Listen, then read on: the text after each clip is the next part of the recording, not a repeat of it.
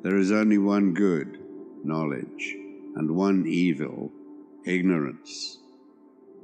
I would rather die having spoken after my manner than speak in your manner and live. Remember that there is nothing stable in human affairs. Therefore, avoid undue elation in prosperity or undue depression in adversity. He suffers more than necessary who suffers before it is necessary. We all sorely complain of the shortness of time, and yet have much more than we know what to do with. Our lives are either spent in doing nothing at all, or in doing nothing to the purpose, or in doing nothing that we ought to do. We are always complaining that our days are few, and acting as though there would be no end of them.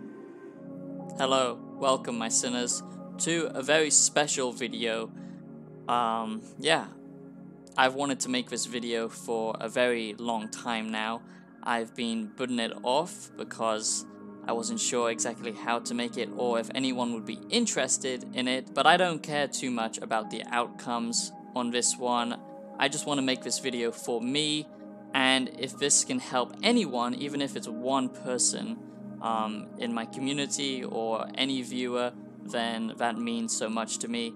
And I'm just so excited to discuss this because it's been on my mind for a very long time and I feel it's of great importance. So I'm going to do a two-part series of the end of philosophy, okay?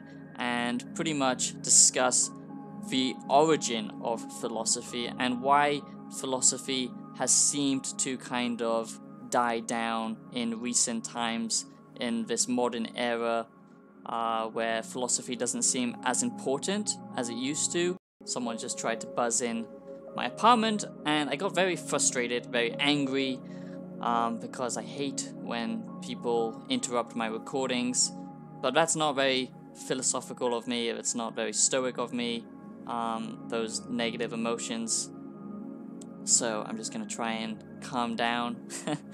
So I'm going to do a two-part series of the history of philosophy, and this is part one: how philosophy started, how philosophy began. Of course, the main philosophy I will be touching upon is going to be Stoicism and that of the Western philosophy, not so much the Eastern philosophy, which is Buddhism and Taoism, as that's something that I feel is most relevant, especially where I live, and for most people's lives. I feel this could be very beneficial, so that's why we're going to discuss this type of philosophy.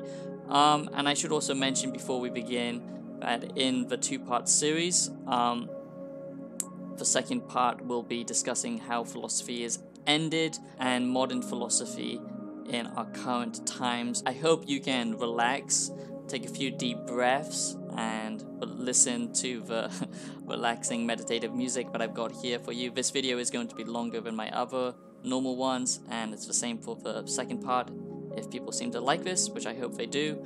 So yeah, just sit back, relax, grab yourself a drink, and let's discuss the ancient philosophy and why I feel philosophy is so important.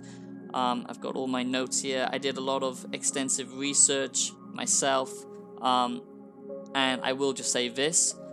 This is all based off my own research, the books that I've read and the research that I did online. So I might get a few things wrong. I'm not a historian. I'm not a philosopher expert. I never studied philosophy in an academic sense. Not that I think that you need to. So yeah, if I get a few things wrong about history, I'm very sorry. This is going to be the history of philosophy summarized, if you will. The main elements and the main foundation, the highlights of philosophy and throughout history. Also, I have some rather controversial opinions, you might say, about religion and philosophy and science and the reason why philosophy ended, which I'll talk about in my next video. So let's just get on with the video. I hope you enjoy, and I hope you do subscribe and like. And as this video is taking me a much longer time to produce and make, I would really, and I doubt it's going to get many views, I would appreciate it if you maybe consider becoming a member, or by hitting the thank you button and just giving a small donation to help out the channel. That would mean a lot. And check out the music that I make. So yeah, let's get on with the video. So when did philosophy emerge? Okay, that's a question that maybe you have thought about, probably not, but it's something that I thought about because I should just say I absolutely love philosophy. In some ways, to me, philosophy is a gateway to experience religion and faith without necessarily believing a god or a religion. It just brings you closer to nature and to the universe, and with that understanding that we are all made from the same elements, we are all made from matter. You know, that's kind of crazy that we are all just universal creatures. We are the universe experiencing itself. We are conscious beings living in this crazy reality. And the fundamental nature is we still know so little about reality. And it's just one perception of reality that we have. And just with this tiny slice can give us so many different types of philosophy. I just find that absolutely incredible. Maybe you don't know this, but everything that we experience on Earth and in our galaxy, in our universe, everything that we can see actually only makes up 5% of existence.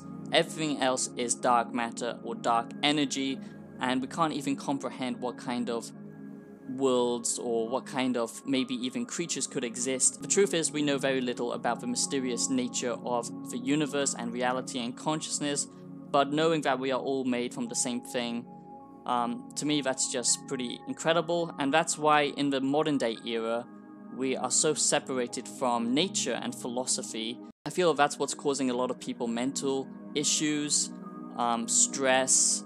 Everyone has this consumer mentality now, especially in the Western world, of materialism and greed and all that kind of stuff, chasing, you know, something exterior. And I just feel like that's kind of poisoning our society. And it never used to be like that. We had great civilizations before, great societies that had the pillar of philosophy as its truth, and that would kind of ground that civilization, that society, and make it far better, far more humbled. And I just feel like that's a better way to live life, be more happier, be kinder to each other. It's the same thing in the East with Buddhism or the ancient philosophy of Bushido, you know, just having more respect for nature and human life and all life. And I just feel it just truly helps you, and that's why I love philosophy so much. If you are interested in the Bushido philosophy, I did make a video about that. Anyway, I'm rambling, I'm sorry. This is going to be kind of a rambly video. I do have my points highlighted, but I'm not good at structuring myself like that. Anyway, back in the 6th century BC, okay, we started to see the separation between philosophy and science. Before that, we had very little understanding of science, and philosophy was just kind of a way of thinking about the world and our reality. We didn't necessarily have what we have now with modern day science, of course, or even thinking about the universe in that way. So it was kind of all bundled together, but it did start to emerge in the 6th century BC before Christ, and started to separate between religion and mythology, and that kind of just unquestioning faith that you would have for the gods at the time, to something a little bit more logical and grounded in kind of deconstructing the world and existence around you. It's so incredible to me that all of these different cultures and all of these different times in history, these different civilizations that just, you know, build themselves up and then collapse, build themselves up and then collapse, and the same thing will happen to us. I know it looks like things are stable now, but they're not. Who knows if we're going to have another great empire or something like that. That would be interesting to see. But it's just so interesting how each culture borrows from the previous culture, you know, the gods that they worshipped, what they believed in, the myths and the storytelling. And that's kind of almost the birth of religion in some ways, is those storytelling around a fire, worshipping these different gods, and then, you know, transferring the Greek gods into the Roman gods, for example. just changing the name, but pretty much having the same meaning as for God. It's just quite interesting to me. But yeah, philosophy was important back then because it basically separated those myths using the most important tool that the human being have, which is rationality. So when philosophy was emerging back then, the first type of philosophy to exist was metaphysics. And actually there are 4 branches of philosophy, okay? Metaphysics is the branch of philosophy that studies the fundamental nature of reality and existence itself, the first principles of being, identity and change, space and time, necessity and possibility, looking at the fundamental nature of our existence, what we can touch, what we can feel, our senses, all that kind of stuff. Obviously, back then it was very fundamental. At the same time this was emerging in the West, it's quite interesting to note that also in the East it was starting to emerge, the philosophy of Buddhism. Obviously not quite at the same time, but roughly speaking, they were both kind of emerging at the same time, which is quite interesting. And weird how humans always have this innate ability to have something, like a sixth sense of what's going on, or the idea of fate, for example. Where does that come from? Is it because we fundamentally know that we don't have free will? That's another argument. It's just weird how humans have this innate ability to understand something without seeing the proof first. The next branch is epistemology, which is very difficult to say, especially when you're dumb, dyslexic idiot like I am. But anyway, I'll try and say it. Epistemology is the second branch, which is the theory of knowledge. And basically, it's concerned with the philosophy around knowledge and the study of nature, the origin of nature, the scope of knowledge, and our human faculty of knowledge. Epistemic justification, the rationality of belief, why we believe things to be how they are, like I was just saying, kind of having this sixth sense in us, why that is. Why do we have the innate ability to believe in something to begin with? That's the kind of study of that kind of stuff, which is pretty interesting. Like I said, humans are built obviously as biological creatures and in accordance with nature, but it's weird how this consciousness have given us, things that we can't truly explain, just things that we feel within our own body and our mind. We necessarily think it's true, even if it can't be proven, for example. It's just very interesting. But yeah, epistemology studies the theory of knowledge, breaking down knowledge, how we define knowledge, and what exactly is knowledge, and what is useful, what is not, stuff like that. So yeah. Me. Now I might look like a wise philosopher / YouTuber, but that's just one perception of reality. Actually, I'm just a crazy man sitting in his apartment, and I'm not even wearing any trousers. It's all about the illusion of, I don't know. So the next is axiology, which is one of my favorites and the most interesting. I think when people think about philosophy, that's kind of what they think philosophy is about mainly, which is basically the philosophical study of value and moral views within structures, value structures and stuff like that. I can't really get into that because I'll be here all day, but it's very interesting to discuss and theorize what exactly is morality. Is it something innately within us as human beings, or is it just a construct built by society? Obviously, we know if we commit a crime, it's wrong, but is that just because we know we're going to be punished by the systems set up, like the law and justice that we have set up for ourselves as humans?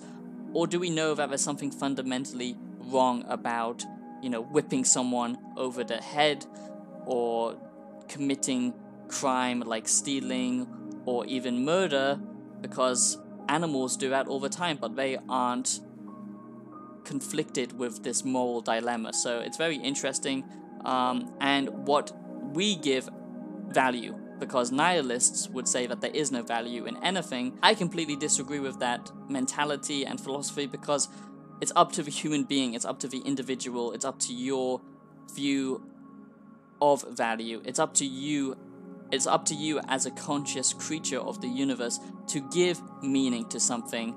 And I just don't see how that makes sense, because a fish wouldn't be swimming upstream if it didn't have some kind of fundamental value in its nature of existence, in my opinion. But nihilists would say that there is no meaning. And even though a lot of people might not study philosophy anymore, a lot of the current generation are nihilistic in nature and in their way of thinking, and I think that is very destructive. That's why I really want to promote these ancient philosophies like Stoicism, like Buddhism, like Taoism, because I feel they are far more superior in lifting the human spirit and basically making the world a better place, a more peaceful place, a more logical place, and a species that upholds knowledge beyond anything else and discussion. To me, that's what we should be doing, but we aren't. So yeah, it's very interesting. It's just an interesting one to think about, because why do I value YouTube, for example? Why do I value the time that I take to record a video and share it with as many people as possible in the world? Why are some things way more important to you than others? So that's a very interesting branch of philosophy. And the final one is logic. Now, logic is the area of philosophy that studies the scope and the nature of logic itself. It investigates the philosophical problems raised by logic, by our very consciousness, if you will, the study of reasoning. Basically, this branch of philosophy, logic, it attempts to distinguish between good reasoning and bad reasoning, and pretty much it investigates, like I said, the philosophical problems raised by reasoning and logic itself. What is the difference between good reasoning and bad reasoning? Because obviously some might believe they are the world's best pianist, for example, or the world's best YouTuber, when in reality that's not true. But they have, kind of tricked themselves into thinking that with maybe warped reasoning. So even though we have the ability to reason and the ability of logic, we can twist it to kind of fit a narrative, to fit something that suits us. So even though we have this great power, it doesn't necessarily mean it's 100% always truthful. So this area of philosophy basically studies between, how to look at something with the purest logic, the purest reasoning, and distinguish that type of thinking between bad reasoning and logic. It's a very complicated one. Even I don't fully understand it. Like I said, I'm not going to pretend I'm a master of philosophy. I've only just started studying it for the last year or so, and reading books on Stoicism and Buddhism and stuff like that. I'm not going to pretend I understand all of it myself, but it's very interesting nonetheless, the ways in which we can quantify truth itself. So those are the 4 branches of philosophy. I think they're all quite interesting. And if you are interested in philosophy, or hopefully this video will pique your interest in philosophy, you don't have to feel like intimidated, because I haven't necessarily studied the 4 branches. If you read a book on philosophy, it doesn't matter what it is, Buddhism, Stoicism, whatever, it's kind of all interlinked, but this is just kind of a way of breaking it down into those different categories. So yeah, you don't have to be intimidated by them. They're all as important as each other, I would say. So now this is where I talk about kind of the golden age of philosophy, or not exactly yet the golden age, which I will approach, but the start of the golden age and Western philosophy. And basically Socrates started Western philosophy in many ways back in ancient Greece, and ancient Greece was such a revolutionary time, such a revolutionary people, civilization, society, whatever you want to call it. So many things we owe to the Greeks: mathematics, philosophy, science, just a way to exist as a collective group of human beings working together. Of course, it had its problems. The Greeks truly had mastered a way of living and functioning, working together, and they had enough time and they had enough resources to pose questions to the universe and to philosophy, and to really birth philosophy. They had schools in which they would teach philosophy, which I'll get to in a little bit later, but they really respected philosophy as a pillar of truth, as a way to, respect the gods. It was kind of interlinked with religion in some ways, but it was a way to ground themselves and to accept their reality, to accept their nature, because not everyone lived in high society. There were a lot of peasants, of course, but philosophers were usually in rather high society. Not always the case, like Diogenes, for example, and a lot of others, but what I'm saying is they had enough resources to devote their time and attention to philosophy, which is a good thing. You could say in some ways that philosophy kind of gave the Greeks a step up in evolution, if you will, in their way of thinking, at any rate, in their way of thinking, I believe. So yeah, having philosophy rooted in Greek society and politics, like I said, it was truly interlinked with their society, and that's why it kind of functioned on a much better scale, probably in some ways even better than our political system that we have nowadays. For example, the Greeks were masters at architecture and design, and as you can see here, it's absolutely beautiful what they could make, the detail and the artistry, everything behind it. And when you compare that to, say, ancient Egypt, the pyramids being rather simplistic, even though incredible, even by today's standards, humans don't do anything like that anymore. And we didn't have the technology back then to make it easier. That's what makes it even more mind-blowing. The structures of the pyramids, for example, would stay the same for around 1,000 years as compared to the Greeks and how quickly they evolved their society, their culture, the way they would manipulate terrain, birth mathematics, birth philosophy, all of this amazing stuff. And a lot of it came from the ideas based around understanding human logic. As the ancient Greek Empire progressed, philosophy would become even more important within its culture. Plato Academy would open up, and there would be open discussions on the streets, and especially within high society, around ideas and philosophy, and it would be held at such a high regard as something of pure virtue, which is why everyone would take so much time just to simply have dialogue and discuss things, which is completely opposite to how things are done nowadays, where it seems many people can't even accept other people's opinions or viewpoints without getting upset about it. Everyone feels very tribalistic these days. Back then, of course, it's the same, human nature, but because philosophy was held at such a high regard, because so many people would be, studying it and witnessing its importance within their own society, even the peasants, for example, it would basically just give birth to far greater logic and respect to one another, and that's probably why society back then was so advanced, even by today's standards in some ways. Even the poor, for example, would get involved within philosophy because it was so important. For example, like Diogenes, who was basically a beggar, a homeless man on the street, but he had some very interesting ideas, and he would have discussions with some very important people. There wouldn't be so much separation. Of course, we still had separation between classes and stuff like that, the rich and the poor, but people were treated more as equal. If you could understand the complexity of philosophy and respect it, and respect the virtue you would gain from studying philosophy, then anyone could take part in it, and that was pretty amazing at the time. So, like I said, Plato opened up his academy, pretty much the first universities to ever exist in the world, to devote his time and attention to philosophy and science.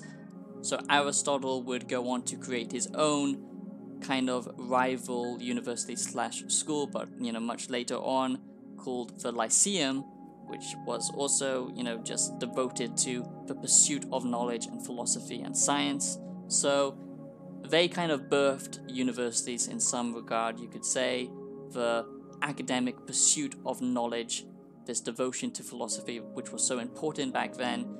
And I feel like that is completely, and I feel like that has been completely lost in this modern era, where we don't value philosophy at all.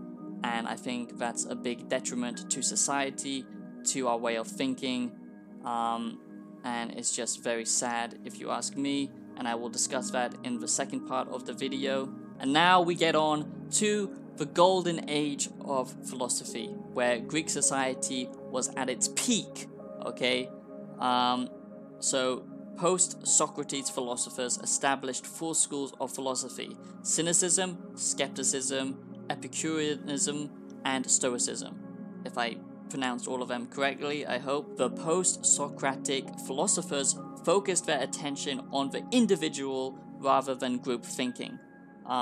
So like I said, philosophy, even though it betters society and culture, it's mainly for the individual, and by establishing these different schools of philosophy, that's completely separate, by the way, from the different branches of philosophy, which is kind of the ideas of philosophy and the fundamental differences between different types of philosophy.